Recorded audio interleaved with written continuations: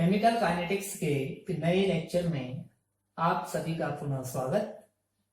अभी तक के चैप्टर में हमने स्टडी कर लिया है केमिकल काइनेटिक्स क्या है और केमिकल काइनेटिक्स की इंपॉर्टेंस क्या है और केमिकल काइनेटिक्स के अंतर्गत रिएक्शन रेट को किस तरीके से डिफाइन किया जाता है रिएक्टेंट और प्रोडक्ट के कंसंट्रेशन चेंज के रूप में।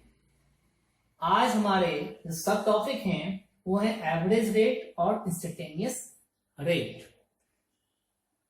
तो यहां पर आपको रेट दो रूपों में लिखा हुआ दिखाई दे रहा है, एक एवरेज रेट और इंस्टेंटेनियस रेट। इन रेट के डिफरेंसेस को हमें समझना है और इन्हीं पर आज का हमारा डिस्कशन रहेगा। तो चलिए शुरुआत करते हैं आज के लेक्चर की। बच्चों, जैसे कि जब आप घर से स्कूल के लिए आते हैं तो एक निश्चित डिस्टेंस ट्रेवल करते हैं। मान लिया घर से आप T1 टाइम पे निकले और स्कूल पहुंचने का टाइम आपका T2 है। तो यहां पर एक क्या है, समय अंतराल है आपके पास डेल्टा टी। जिस समय अंतराल में आपने घर से स्कूल तक की डिस्टेंस को ट्रेवल किया है, अगर घर से स्कूल आते समय आपकी स्पीड को हम कैलकुलेट करते हैं तो हम डिस्टेंस को इस टाइम इंटरवल डेल्टा टी से डिवाइड कर इसे माप सकते हैं। लेकिन आप जानते हैं घर से स्कूल आते समय आपकी स्पीड एक समान नहीं रहती। कभी आप बहुत तेजी से चल रहे होते हैं, कभी मित्रों के मिल जाने पर आप उनसे बातचीत करते हुए आगे की ओर बढ़ते हैं, तो उस समय आपकी स्पीड क्या हो जाती है, कम हो जाती है। तो अगर हम घर से स्कूल आते समय किसी विशेष टाइम पर आपकी स्पीड की बात करें तो वह स्पीड इस फॉर्मूले के द्वारा नहीं दी जा सकती। तो यहां पर हमने दो प्रकार की स्पीड देखी। एक तो हमने देखी समय अंतराल T1 और T2 के बीच में आप किस स्पीड से चले। तो एक डेफिनेट टाइम इंटरवल के लिए जो आपकी स्पीड थी वो आपकी एक्चुअल में क्या थी, एवरेज स्पीड थी। लेकिन दूसरी स्पीड हमने कहा किसी पर्टिकुलर इंस्टेंट, किसी पर्टिकुलर टाइम पर आपकी स्पीड क्या थी वो इस फॉर्मूले के द्वारा डिटरमाइन नहीं की जा सकती। क्योंकि अगर हमें किसी विशेष क्षण पर स्पीड को कैलकुलेट करना होगा तो उसके लिए delta T should be zero. ये क्या होना चाहिए, जीरो होना चाहिए, क्योंकि तभी हम उस विशेष क्षण पर स्पीड को माप सकते हैं। तो इसी प्रकार से कोई केमिकल रिएक्शन भी एक समान रूप से प्रोसीड नहीं करती, रिएक्टेंट प्रोडक्ट में एक समान रूप से चेंज नहीं होता। तो इसलिए जो हमने concentration change per unit time एक डेफिनेट टाइम इंटरवल के लिए लिया हुआ था, दैट इज एवरेज रेट। वो हमारा क्या है, एवरेज रेट ऑफ रिएक्शन है।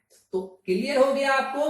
अभी तक हमने केमिकल रिएक्शन के लिए जो रेट एक्सप्रेशन लिखे थे वो सब क्या थे, वो सब एवरेज रेट को डिफाइन कर रहे थे। तो average rate R average equal to हो गया minus delta R upon delta T equal to delta P upon delta T. अब जैसा कि मैंने कहा, अगर किसी पर्टिकुलर स्टैंड पर अगर हम रिएक्शन रेट को बताएं तो वो क्या कराएगा, हमारा इंस्टेंटेनियस रेट ऑफ रिएक्शन। यहां पर लिख भी दे रहा हूं मैं, इंस्टेंटेनियस रेट क्या है, reaction rate at particular time T.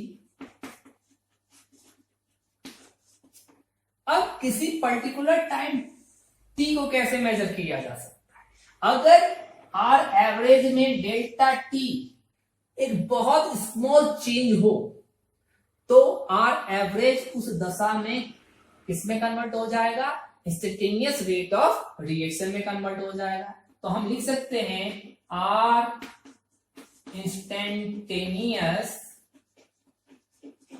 Equal to limit delta T tends to 0 R average. एक बहुत ही सूक्ष्म समय अंतराल के लिए आर एवरेज ही क्या कहलाएगा, आर इंस्टेंटेनियस कहलाएगा। इसका मतलब क्या हो गया, limit delta T tends to 0 minus change in concentration of reactant upon time interval equal to limit delta T tends to 0 delta P upon delta T. Mathematically हम जानते हैं कि एक छोटे से चेंज के को हम डिफरेंशियल या अवकलज के रूप में प्रदर्शित करते हैं। तो इसलिए हम R instantaneous equal to limit delta T tends to 0 minus delta R upon delta T को चेंज कर देंगे minus D R upon D T में। यहां पर क्या है, ये डी क्या है, डिफरेंशियल को रिप्रेजेंट करेगा, ये डिफरेंशियल ऑपरेटर है। इसी प्रकार से प्रोडक्ट के टर्म में आप इसको डिफाइन कर सकते हैं dp अपॉन dt के द्वारा। तो यहां पर हमने डिफरेंस समझा आर एवरेज का और आर इंस्टेंटेनियस का। आर एवरेज किसी एक निश्चित समय अंतराल में होने वाले सांद्रता परिवर्तन के सापेक्ष दर को रिप्रेजेंट करता है, जबकि आर इंस्टेंटेनियस किसी पर्टिकुलर टाइम में रिएक्शन के रेट को डिफाइन करता है। That is the basic difference between R average and R instantaneous. आपको ये अंतर समझ में आया होगा, मुझे आशा है, और इस पर आप नोट्स तैयार करेंगे। अगले लेक्चर में हम डिस्कस करेंगे कि इन्हें किस तरीके से ग्राफिकली डिटरमाइन किया जा सकता है। आज के सब टॉपिक्स के पर बेस से एक प्रॉब्लम को मैंने कंसीडर किया हुआ है, जिससे आपका ये कॉन्सेप्ट और ज्यादा क्लियर हो जाए कि एवरेज रेट और इंस्टेंटेनियस रेट में क्या डिफरेंस है। हमने प्रॉब्लम कंसीडर की हुई है, एक रासायनिक अभिक्रिया है A to B। इसमें B की सांद्रता आधे घंटे में 0.2 मोल पर लीटर बढ़ती है और हमें अभिक्रिया की दर ज्ञात करने को कह रहा है, हमें कैलकुलेट करना है रेट ऑफ रिएक्शन। तो देखिए यहाँ पर एक टाइम स्पान दिया हुआ है आधे घंटे का, और इस टाइम इंटरवल में चेंज ऑफ कंसंट्रेशन दे रखा है 0.2 मोल पर लीटर। तो बताइए कि ये हमारा एवरेज रेट निकलेगा या इंस्टेंटेनियस रेट निकलेगा। बिल्कुल ठीक, आप सही समझे हैं। ये हम बात करेंगे एवरेज रेट ऑफ रिएक्शन, क्योंकि यहां पर एक हमारे पास टाइम इंटरवल गिवन है और एक टाइम इंटरवल क्या है, आधे घंटे का है, और इसमें हुआ कंसंट्रेशन चेंज हमें पता है।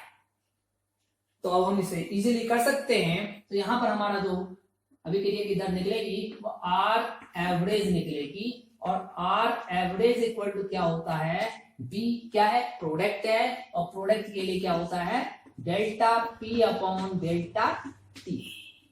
देखिए change of concentration of product भी कितना हो रहा है, 0.2 मोल।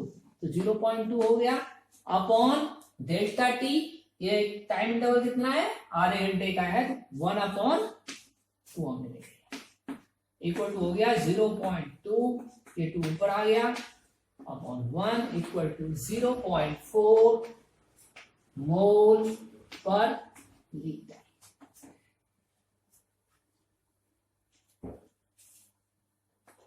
पर आवर ये आपकी यूनिट ऑफ टाइम है।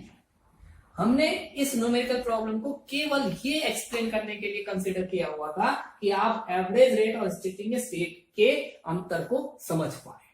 तो यहां पर हमारा क्या निकलेगा, कौन सी अभिक्रिया की दर निकलेगी, आर एवरेज, औसत अभिक्रिया दर निकलेगी। तो यहीं पर हम आज का टॉपिक समाप्त करते हैं।